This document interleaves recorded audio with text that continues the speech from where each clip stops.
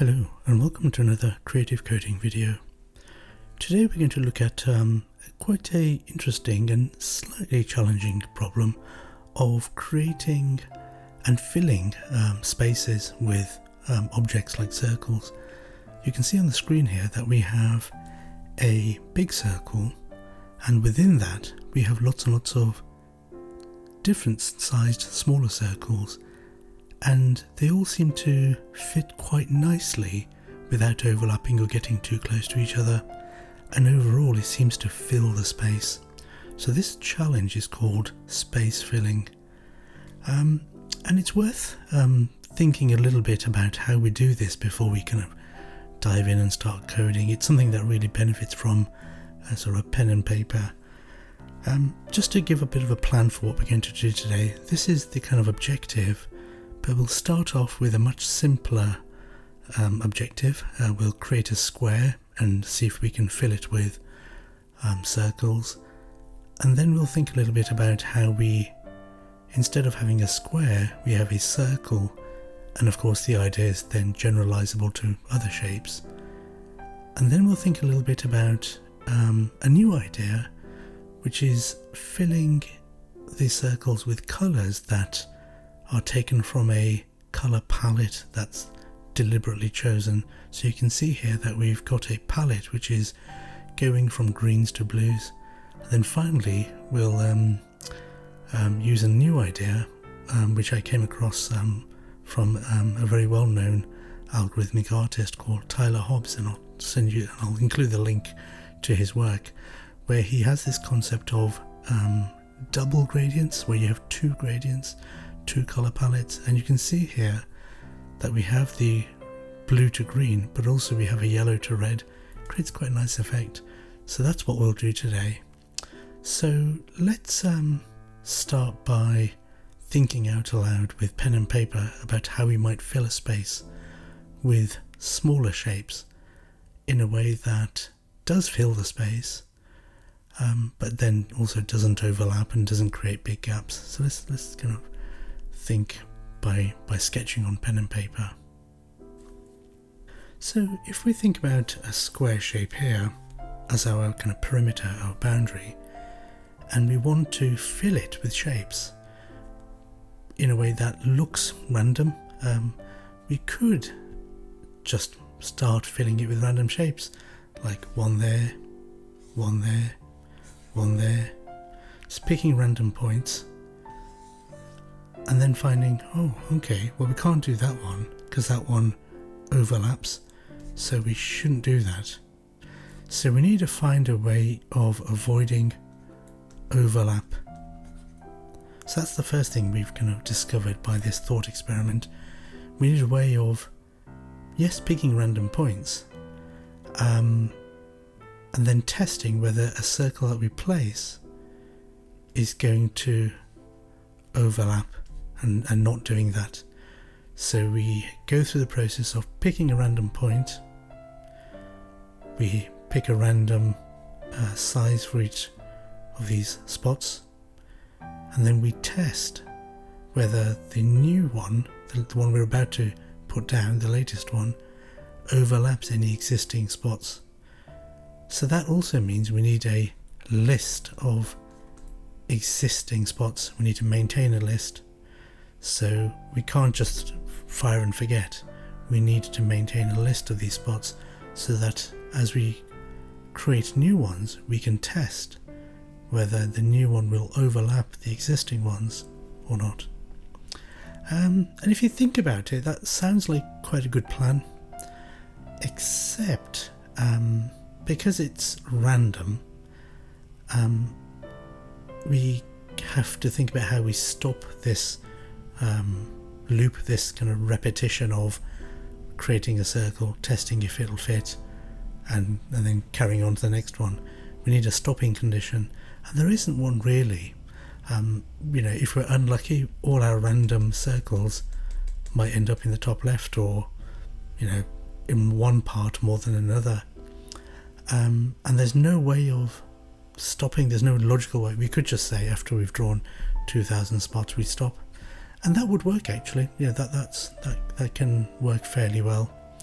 And in fact I will link to a blog where I did this, and it works sufficiently well, but I felt it was a little artificial to stop a random process just at 2000 or 100 circles. So I went back to the drawing board, and the new idea was to have the perimeter just like before, but to split it up into a grid of points like we have here, and you can see the points there, and then to pick a point at random and then decide whether and then pick a random size for a circle to be centered on that spot. So if we pick this one, it could be there. If we pick this one, it might be quite small. If we pick this one, it might be quite big, and actually it will overlap other spots, so that if we then come to this spot later, we can't draw a circle because it will be overlapping an existing circle. And in this way we have a natural way to stop, because we have a finite number, a known number of grid points. We don't have to decide in an artificial way when to stop. So we can give that a go, and that's what we'll be doing today. So I'm logged into open processing as usual. I've just made sure the text is large enough to see, and the important point there is I've got the Simple.js library enabled, and my setup function is simple to start with as always, and I've got an empty draw function. So I'm going to start first with just typing comments to kind of help me think how to code. So I'm going to have a list of spots, start with an empty list of spots, so var spots equals, and that's the code for an empty list. That's an empty one to start with. I'm going to have to define my grid, so grid resolution, how many spots there are, and size. So I can say var resolution is, say, 100 points in each direction, 100 by 100, and the actual size on the screen in terms of pixels, I can say it's a 400. So 400 across, 400 down, and we know the canvas in by default is 800 by 600. Great, so we want to create some spots, create initial spots. So what I'm going to do is I'm going to create initial spots at each of these grid points and give them a size 0. And then I'm going to visit them again and grow them to a random size. So I'm just going to create an initial set of spots.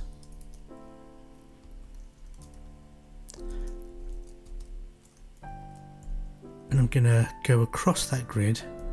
So I'm going to have a variable xy for the location. So if the grid is 400 in size, 400 across, so I'm going to start with 400 minus size over 2, and that'll go up to x is less than or equal to 400 plus size over 2. Hope that makes sense. If it doesn't, I'll just draw a picture. So if that's the x direction and the size is from there to there, which happens to be 400, so size is that. So I'm going from halfway across the canvas, which is at 400, minus size over 2 up to size 400 plus size over 2. So I hope that's clear. So that's 400 minus size over 2, and this point is at 400 plus size over 2. Great. And I'm going to increment according to that resolution, which is the size divided by the resolution. So if the size is 400 and my resolution is 100 spots, then I'm going to be incrementing 400 over 100, so it's steps of 4. It's quite small, isn't it? Quite fine-grained. Great. So that's the loop going across. I'm going to have an inner loop doing the same thing downwards. This is a common pattern, and if you're unfamiliar with it, do go back at the earlier videos where we introduced these ideas. You should definitely have a look at that. If you're new to this, you should know that the earlier videos were a from scratch for beginners course that introduced each idea step by step, and there's a set of projects that you can follow which think quite carefully about, just introducing key ideas in a slow, gentle way. So definitely go back to those if this seems like jumping in the kind of the deep end. Okay, so we're going to go in the Y direction, and vertically the canvas is 300. Great. And just to test that we've done that, I'm going to draw a little circle. Oops. Circle, it's a little spot at X, Y, size 5, say. Just to test that I've done that loop correctly. That's a good kind of programming habit, to kind of test the logic of what you think you've created as you go along. This is almost like the debugging version of print. Draw a spot. Oh, so something's not quite right there. So it's good that we did that. Where have I made an error?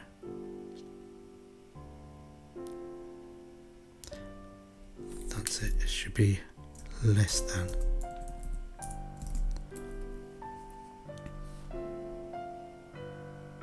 There you go. Little dots. That's fantastic.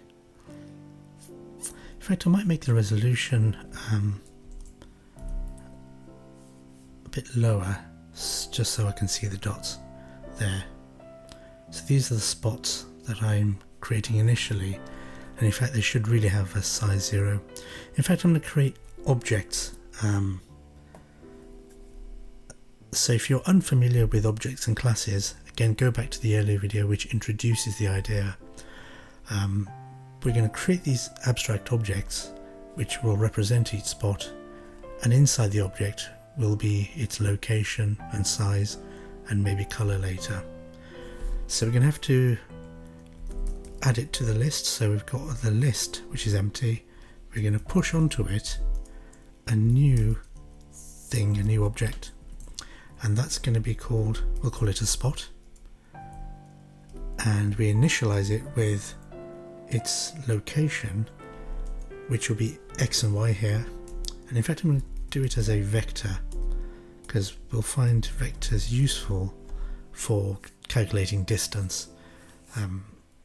We could have done it as just X, Y, but there's some convenience functions already in there for comparing the distance between vectors. And we'll give it an initial size of 0. And you might think, well, how do I know to do this? That's because I'm thinking ahead a little bit, and I'm going to create my spot class which describes the objects. So class spot, and its constructor, which is called when it's first created, I'm going to give it a location vector LV and a radius, which initially is 0 because I'm creating it with 0 there. And inside that constructor function, I'm going to set internal variables. Location V is LV, and this dot radius equals R. So that means when this object is created from this blueprint, this class, a class is a blueprint for an object. When it's created, I have to define its xy as a vector, its location, and give it a radius. And then when that object lives on, it will have internal information, internal data as it were, which is the location, log v, and radius. You can call it anything else, but that's what I've called it.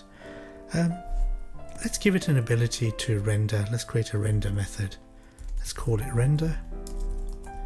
And for now, we're just going to say draw a circle at this dot loc v dot x. That pulls out the x from the vector. This dot loc v dot y. And the radius, the circle command takes the diameter, so this is radius times 2. Great. So that's the spot class done. I'm gonna do one of these just to separate the code. And to test that, again, as we should always do, test as we go along, I'm going to render those spots just to make sure they really are there. So I'm going to say for, and we're going to go through that list of spots. And there's a nice kind of syntax for doing this. For s of, not in. If you're used to Python, then that can be confusing. In gives you the index, of gives you the object in a list. S of spots, so s is now the object, and then I'm going to say s.render. It might not render, it might because the radius is 0. Let's see if it does a little dot anyway. Let's see what happens. Yeah, it does a tiny 0 radius dot. So they are there. These are objects now in that list. Fantastic. Great. So now we've got this initial set of spots. We need to grow them, and so we can visit each one and give it a random radius. And what we'll do is we'll have a logic which says if it doesn't overlap an existing one, then its size will set it. If it does overlap an existing one, we'll keep its radius as 0, and then later we won't render it. So if s dot radius is more than 0, only render it then.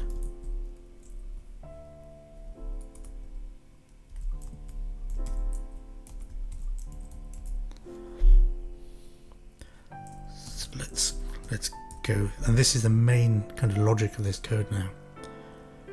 So we can say work through spots and grow size.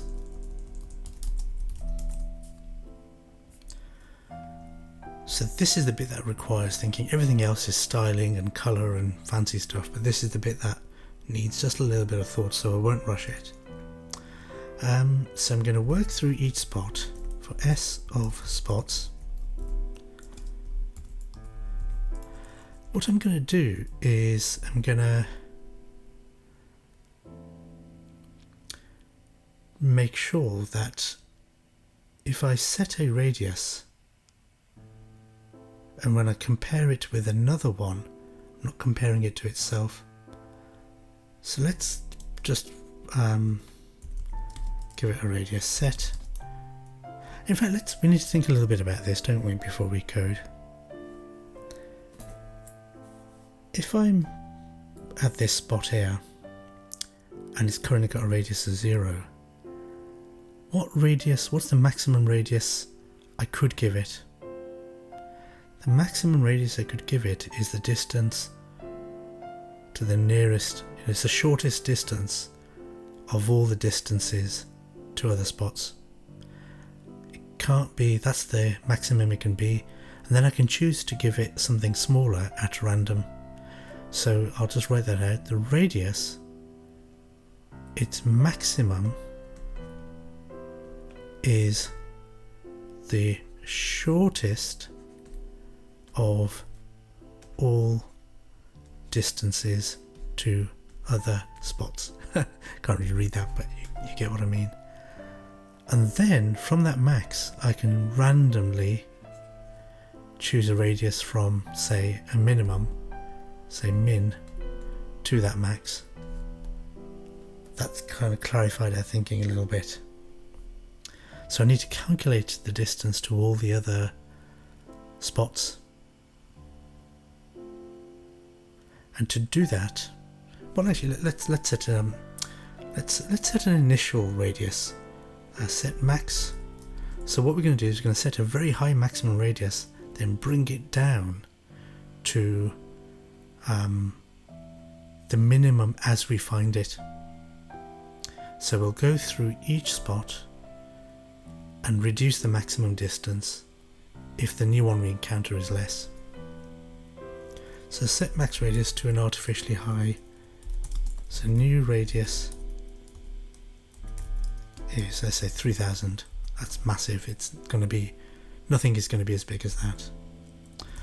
Then compare with other spots. So we've got S and we need to compare it with the rest of the spots. So this is almost like a double loop. So if we've got our list of spots, this is spots equals, and inside that array are spots. If we work through each one, let's say we've picked on this one, we then need to compare how distant it is to the other ones. So we need to go through that list again, but make sure we don't compare it with itself. So we say for, we call it S2 of spots, so we go into the list again, and we just make sure that it's not the same one. So if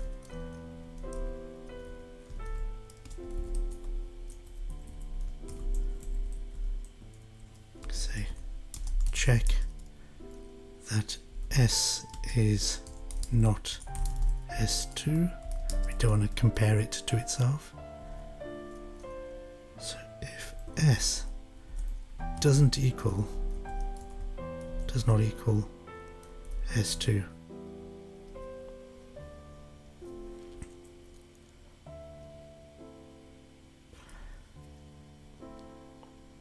and we also need to make sure actually that what we're comparing it to is a live a spot, not one with radius 0.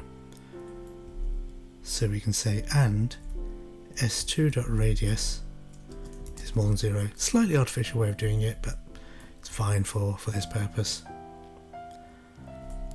So that's the conditions we need. So let me just repeat what we've done. We're going through the list of spots, and then when we pick one, S, we need to compare it to every other spot. So we go through the list of spots again, but we make sure, because we want to compare the distance between them, we just need to make sure that we're not comparing with itself, because the distance will be 0. And we need to check that what we're comparing to has a radius that's more than 0, because we've made a special hack, as it were, a condition that says radius 0 means it's switched off. Okay. So we've done that. Now we can say if the distance, which is p5 vector dot dist, this is the convenience function, for s.lockv and s2.lockv, this is the two location vectors from for s and s2. P5 vector dist compares the distance, gets the distance between those two vectors, or the points that the vectors point to. Let's draw a picture. So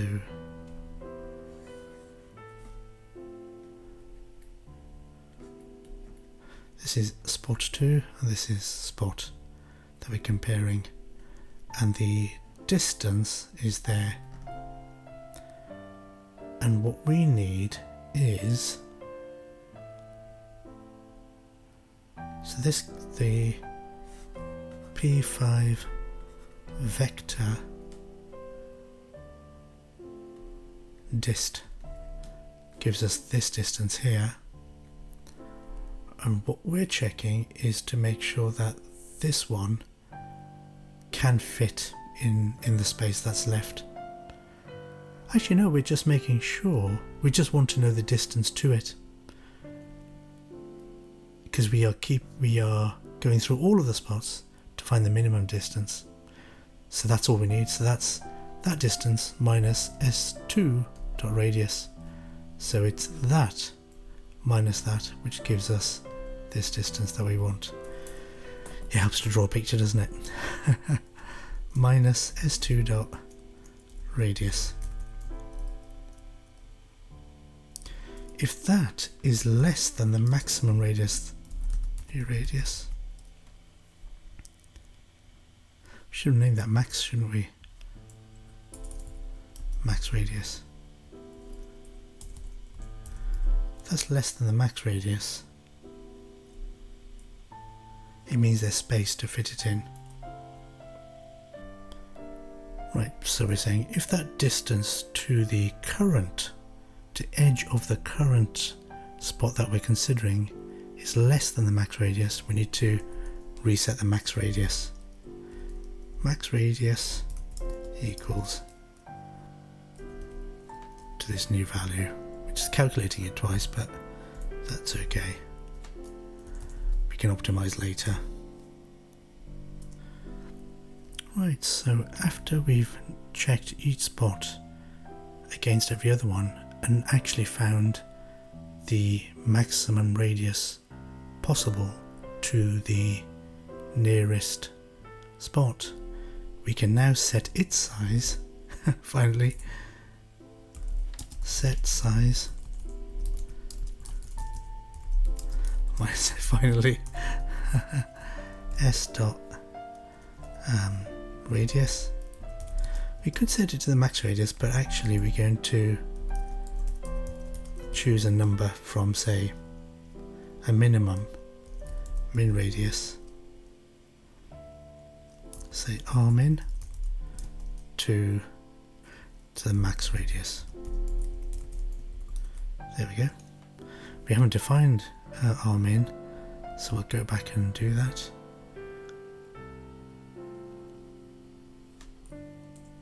Let's create a little comment section. Spot parameters. Let's call it var rmin equals 2.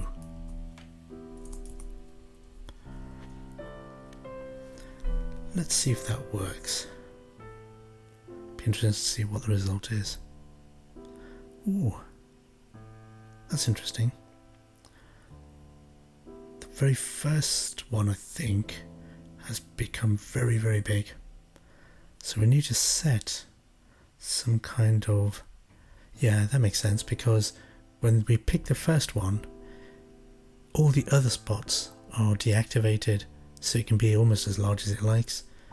So actually we need to have this idea of some maximum radius. So let's set var rmax is, let's say, 50. How do we enforce that? Okay, we can do that by saying, instead of going to the maximum possible, we say max radius is the minimum the minimum of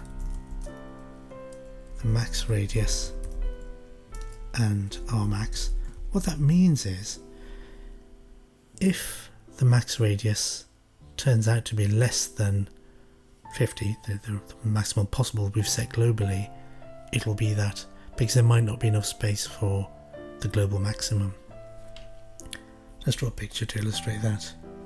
So if I've got a candidate spot there, and after comparing all the others, this is the nearest S2, and this is the max radius.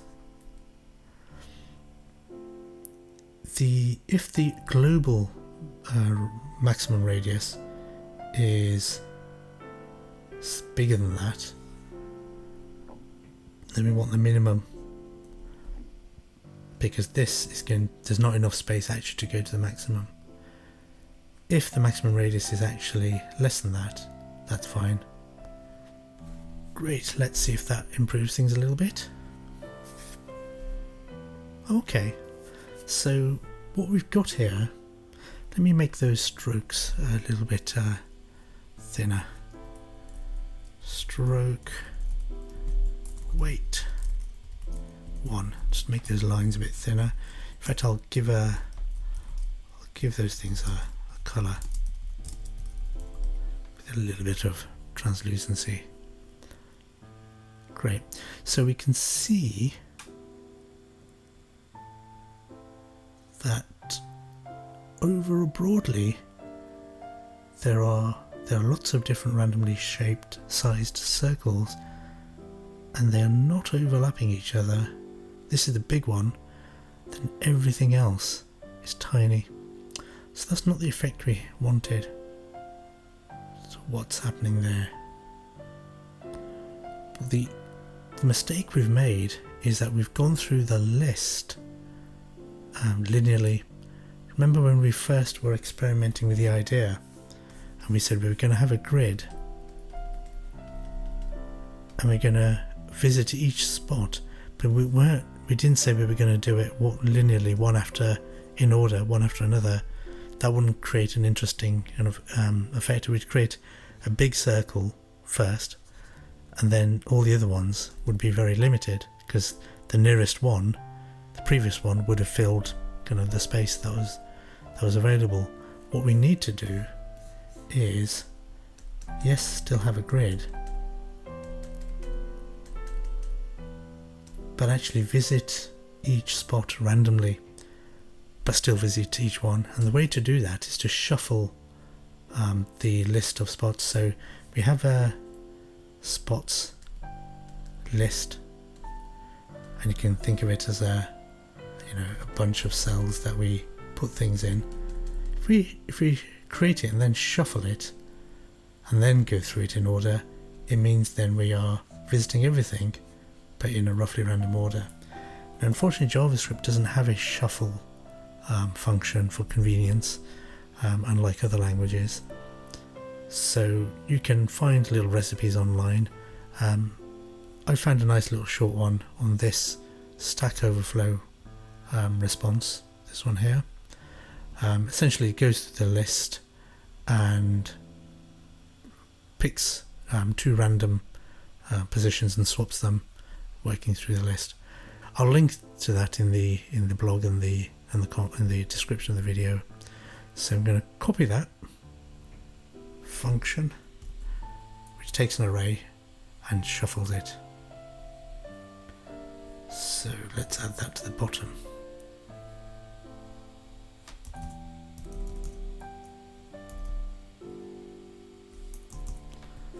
So that's taken from, so I'm going to say shuffle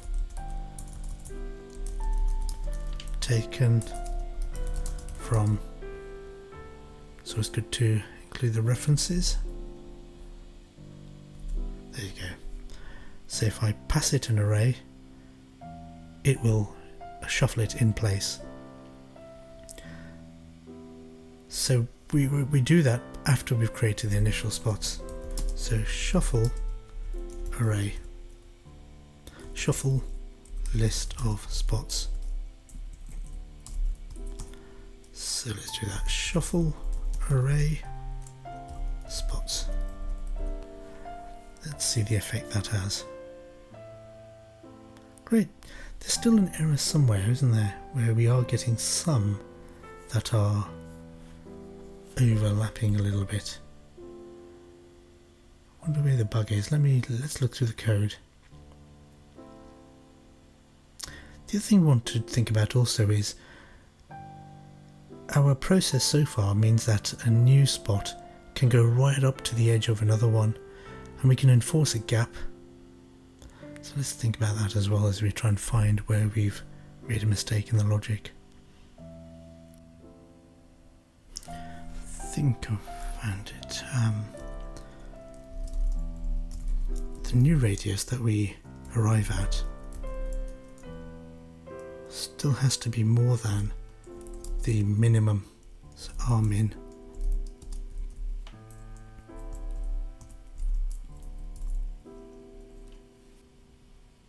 That's right, yep. So the maximum radius possible has to still be more than the minimum radius that we've set. Otherwise there isn't a space, so we have to apply that condition. And when we run that, that's much better. That's working now. Let's put a gap in between, and that's easy to do.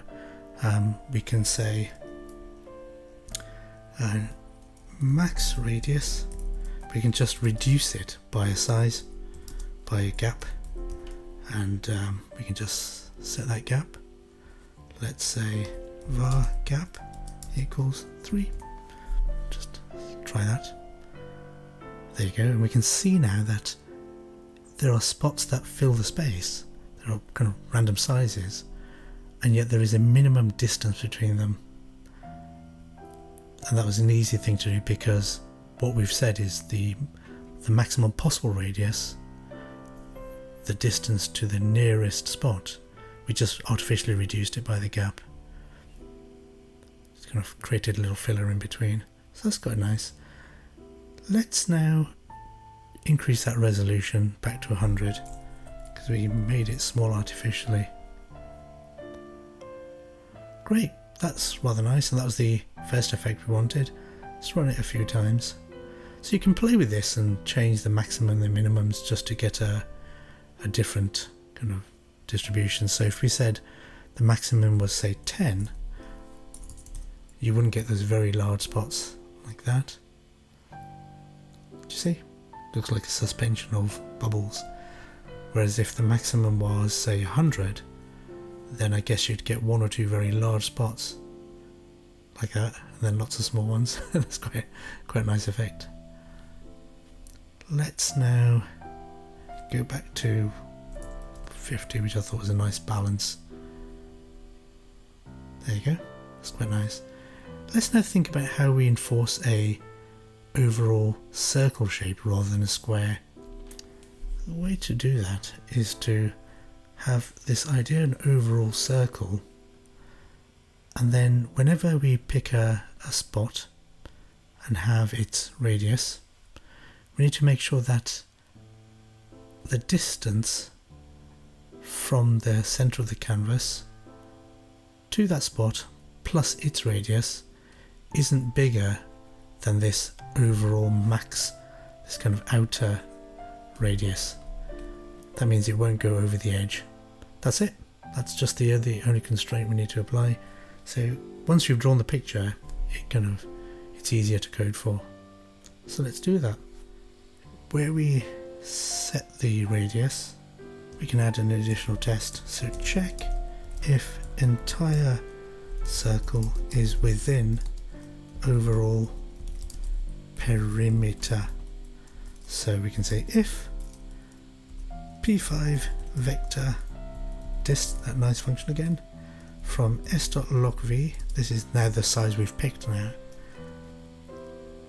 to the center. We'll just do a create vector here. To be efficient, we could have created earlier and used it. We don't need to keep creating it, but as I say, we can optimize later. At the moment, we're just exploring the idea of space filling, plus remember it was the extra radius, so it's the distance from the center of the canvas to the center of the spot plus its radius has to be more than, let's say the overall circle has radius 200.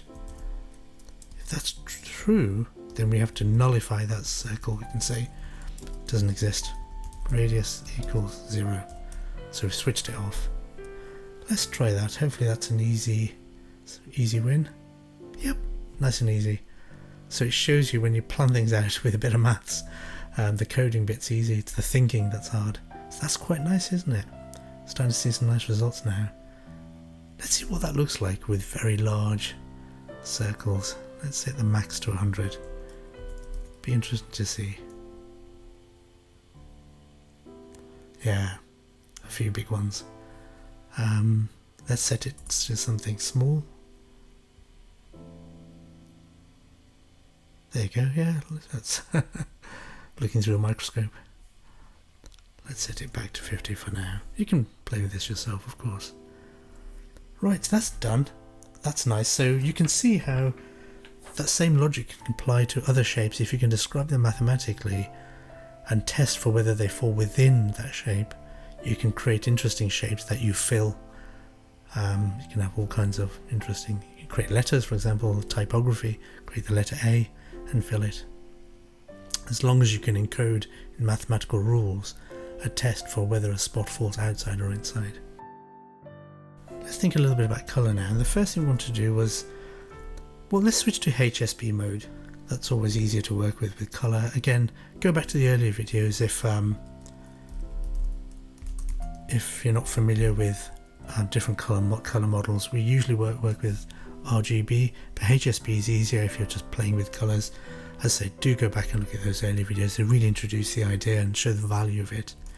So we'll set the background to white and switch to colour mode, HSP, hue, saturation and brightness. And then I'm going to have, let's say the stroke is grey.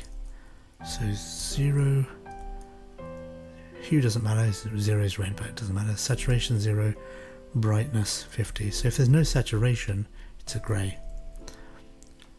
Okay, and what we're going to do when we create the spot, where's the class? So when we create the spot, that's when we'll set its colour. So we'll create a hue for it, this dot hue, and we'll say random number along the colour wheel. If you're not familiar, just a little reminder, HSP colour wheel.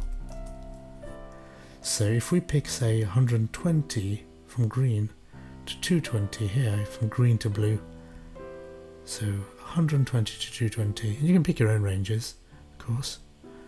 So let's do that. So a random number for the hue between 120 and 220, and then when we draw it, we actually set fill this dot hue and give it a saturation of 80 and a brightness of 80.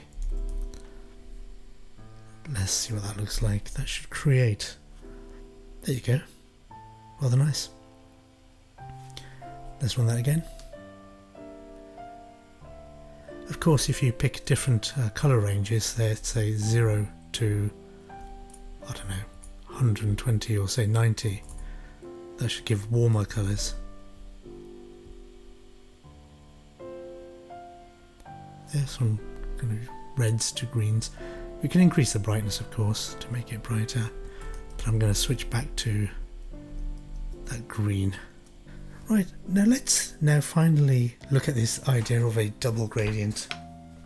Go back to the drawing board here. So what we'll try and do is, instead of randomly picking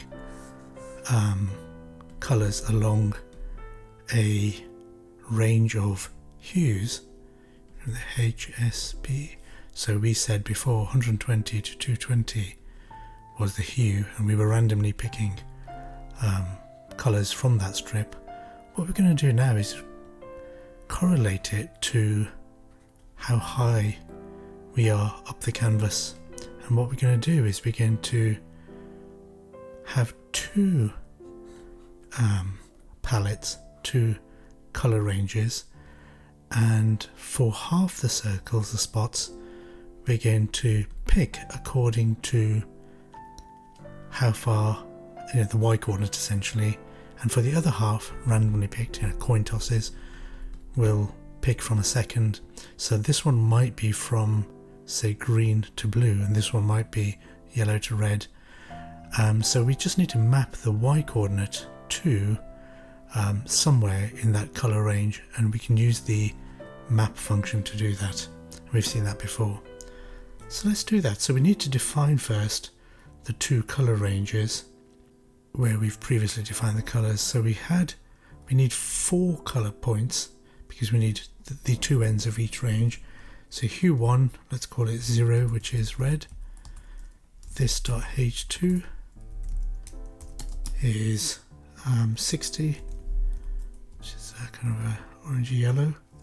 This, and the same as before, this dot H3, which was kind of greeny colour. This dot H4, which was the kind of bluey colour.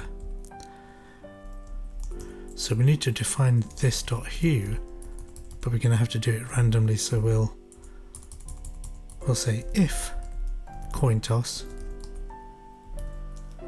and then else if the coin toss is not head or tails. So we'll pick a random number from 1 and 2, random number 1 and 2. That's inclusive, so it's either 1 or 2. And if it's 1, then else is when it's 2. We can say this dot hue equals map this dot lock v dot y, the y coordinate, which can go from 0 to 600 or 600 to 0, and because the y coordinate goes down, doesn't really matter. It's just picking, it's just mapping one range to another, and we're mapping that 0 to 600 to this dot h1 and this dot h2. We've covered this map function before, so definitely do have a look at that in a previous video. And then we can do the same if number 2 is picked, but use the other hue, 3 and 4. That should be all that we need. Let's try it. Yep, that's it. So you can see the 2 hues there. The reds, the kind of blues going to the greens, and then yellowy going towards the darker, kind of the redder colours. In fact, I wonder if it's worth playing with these, because it looked a bit muddy. Let's change it to 90, the brightness. As you can experiment with this yourselves. There, that's much better, much brighter and happier. That's quite nice. I might reduce the gap between circles, so instead of 3, I might reduce it to 2. Oh, let's try 1, just to see what happens.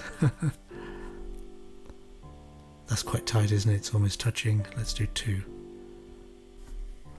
There you go. In fact, I might increase the resolution a little bit there to, let's say, 140, just as an example. So there's more of them. Because the fewer are, the more grid-like it becomes. That's nice. I'll show you what I mean by grid-like. So if I said 50, then you can start to see the grid. That's still a nice effect. I mean, it's kind of a computery digital grid. But if I have lots of them, then it kind of dissolves away because it becomes finer grained. It takes longer to calculate. There you go. So that's quite nice. So we'll stop there. So there's 2 main things that we learned today. One was this idea of filling a space and really having to think carefully about our algorithm for doing that. We could have just picked random points and plopped circles there and tested, and that kind of works. And I'll link to a blog where I try that first, but it's slightly unsatisfactory because there's no end condition to that, and any end condition we think about is artificial, so you can have results that aren't very good. This way, by visiting every point on the grid, we do cover the space much more, and by randomizing how we visit it, that was the key to doing this. That really helped this method work well. And the idea of filling a defined outline perimeter. So here we have a circle, could have had an oval, could have had much more sophisticated shape like lettering typography, for example. That might be a nice challenge to do. The other thing we introduced today was this idea of double gradients, which comes from Tyler Hobbs's website, and he's a proper algorithmic artist, and he does some great work there. So his article kind of inspired that idea, and I'll link to his blog there. And that creates a nice effect here where we've got two gradients of colour interacting, and it kind of creates a nice dynamic. So I'll stop there, and have a go yourselves. Do experiment with different perimeter shapes, different colour ranges, different spots. You might want to use squares instead of circles. You just then have to think about calculating the distance and making sure things don't overlap. Interestingly, circles are the easiest thing to work with. Trying to work out whether two squares or other shapes are overlapping is a little bit more involved. The simplest one is a circle because it's symmetric in all directions. Great. See you next time. Bye.